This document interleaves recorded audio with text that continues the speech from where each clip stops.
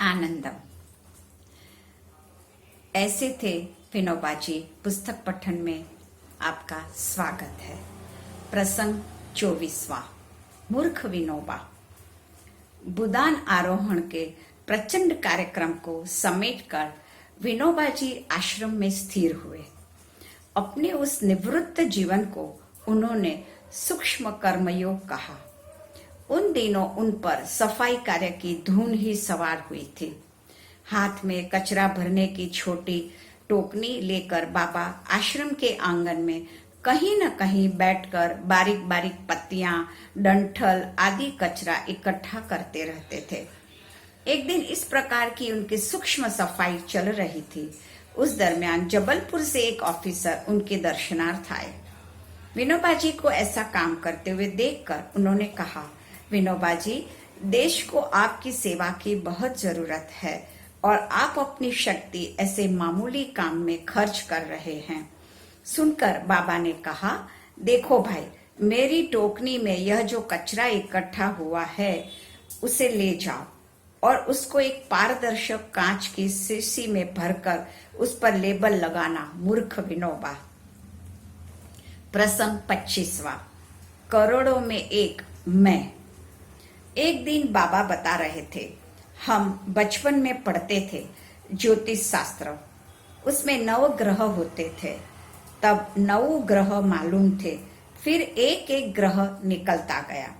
अब radio astronomy कहती है कि ऐसे कम से कम 50 लाख ग्रह हैं। कुछ ग्रह कुछ हजार प्रकाश वर्ष दूर है। ऐसे इन ग्रहों में एक बेचारी पृथ्वी, उस पर असंख्य जंतु, उनमें एक जंतु मानव, 3.5 करोड़ मानव, उनमें एक मैं। उसका क्या हिसाब है इस दुनिया में? इस वास्ते शरीर की दृष्टि से देखा जाए तो हम कुछ नहीं हैं, शून्य हो जाते हैं, कोई हिसाब नहीं। दूसरी बाजू हम इतने महान हैं जितने सूर्य चंद्र भी नहीं। वे सारे जड़ हैं, हम चेतन हैं। हम सबके हम साक्षी हैं। आत्मा रूपेण हम अत्यंत महान हैं और देह रूपेण अत्यंत क्षुद्र हैं। फिर भी इस देह से हम आत्म साक्षात्कार कर सकते हैं।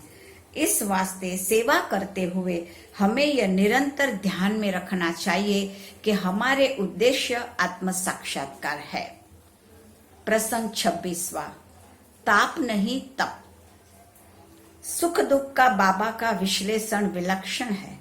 वे कहते थे, संस्कृत में ख यानी आकाश, तो जहां आकाश सुलभ है, सुलभम खम, वह सुख।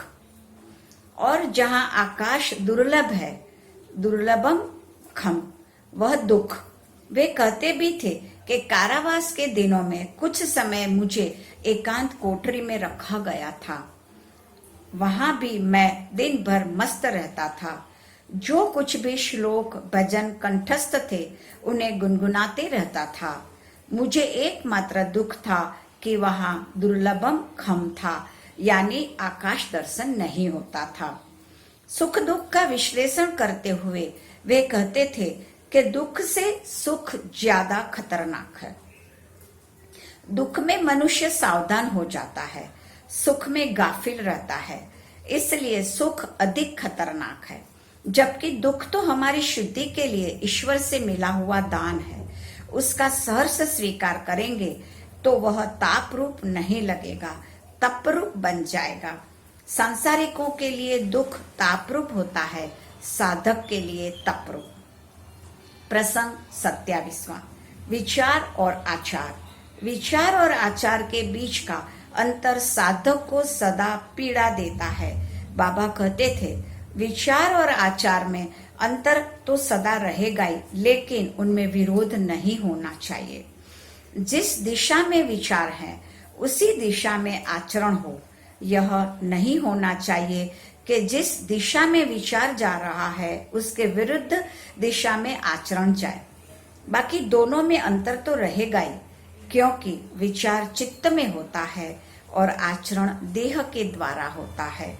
चित्त की जितनी दौड़ होगी उतनी दौड़ देह से संभव नहीं। लेकिन चित्त कहे दक्षिण में जाएंगे और देह कहे कि उत्तर में, तो वह नहीं होना चाहिए। चित्त दक्षिण की ओर जाता है तो आचरण भी दक्षिण की ओर ही होना चाहिए, भले ही वह आहिस्ता आहिस्ता चले। प्रसंग 28वां, विचार की सत्ता। समाज में शुद्ध विचार का ही शासन चले, यह बाबा की ख्वाहिश रहती थी। वे कहते थे, विचार के अलावा और दूसरी किसी भी चीज पर मेरी श्रद्धा नहीं है। विचार को अमल में लाने के लिए विचार पूरा समझ लेना पर्याप्त है। विचार की परिशुद्धि करना ही विचार प्रचार का साधन है। शब्द कमजोर साधन है, कृति से शब्द श्रेष्ठ साधन है। शब्द से निशब्द मौन श्रेष्ठ साधन है। वाणी से जितना प्रचार होता है उससे ज्यादा चिंतन से होता है। चिंतन में जब शुद्ध विचार आता है तब उसका तीव्र वेग से प्रचार होने लगता है, ऐसा मेरा मानस कहता है। विचार शासन के अलावा और किसी प्रकार की सत्ता को वे मान्य नहीं करते थे। वे कहते भी थे, कोई मुझसे पक्के मतों की अपेक्षा ना करे, विचारों की अपेक्षा रखें। मैं प्रतिक्षण बदलने वाला व्यक्ति हूँ। कोई भी मुझ पर आक्रमण कर अपना विचार समझाकर मुझे अपना गुलाम बना सकता है।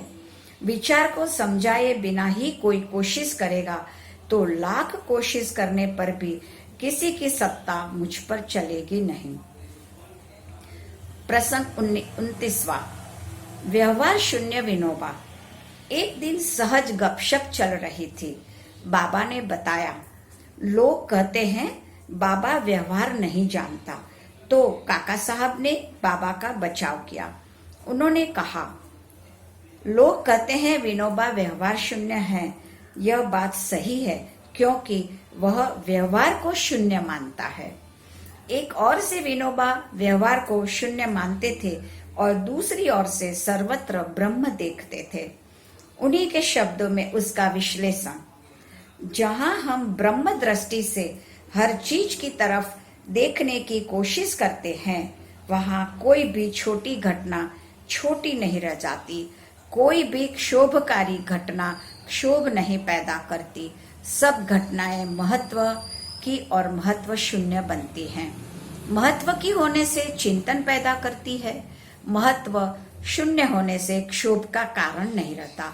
हर घटना महत्व की और हर घटना महत्व शून्य। धन्यवाद।